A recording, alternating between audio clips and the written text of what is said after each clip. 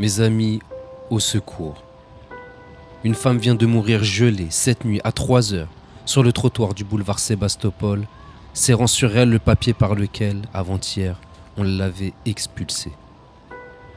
Chaque nuit, ils sont plus de 2000 recroquevillés sous le gel, sans toit, sans pain, plus d'un presque nu. Devant tant d'horreur, les cités d'urgence, ce n'est même plus assez urgent. Chacun de nous peut venir en aide aux sans-abri. Merci. Bonjour à tous, j'espère que vous vous portez bien en ce début de printemps. Comme promis, je tenais à vous tenir informés de l'évolution de la situation qui nous préoccupe actuellement, à savoir cet enfant de 8 ans qui se retrouvait à la rue avec sa maman. Et pour ce faire, je tiens à vous partager un message que j'adresse personnellement à Monsieur Leclerc, préfet de la Seine-Saint-Denis.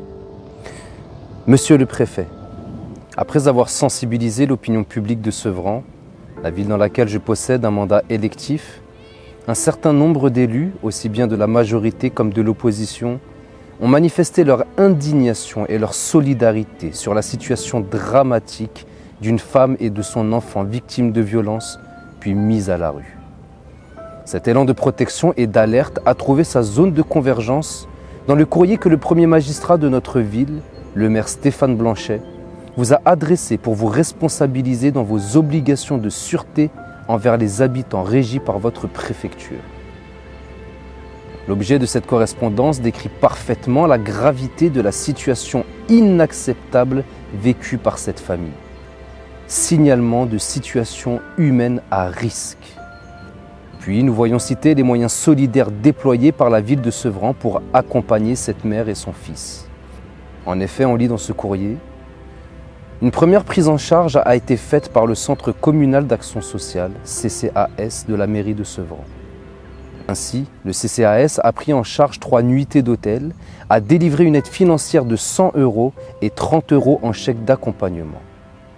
Au surplus, Madame a été accompagnée par le CCAS afin de procéder à une première inscription sur la plateforme de premier accueil au titre de l'hébergement d'urgence, dite 115.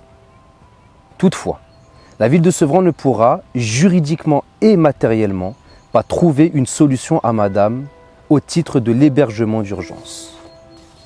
C'est la raison pour laquelle je vous préviens de cette situation afin qu'une solution de relogement soit rapidement soumise à Madame et à son enfant. Veuillez recevoir, Monsieur le Préfet, l'assurance de ma haute considération.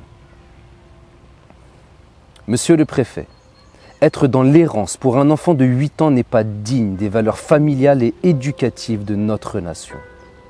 À ce jour, malgré toutes les alertes que j'ai effectuées sur place auprès de vos services, je n'ai obtenu aucune réponse à la hauteur de vos obligations. J'espère que le courrier du maire de Sevran permettra d'accélérer le processus de relogement pour que l'égalité de sûreté et d'éducation s'applique pour cette famille monoparentale.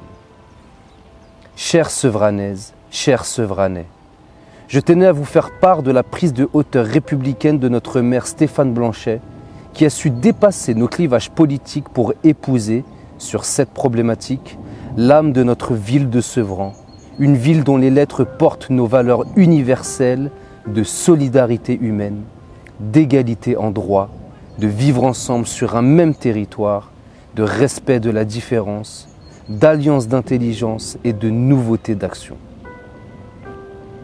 Merci aux élus de la majorité qui ont aidé à l'unité républicaine autour de cette solidarité.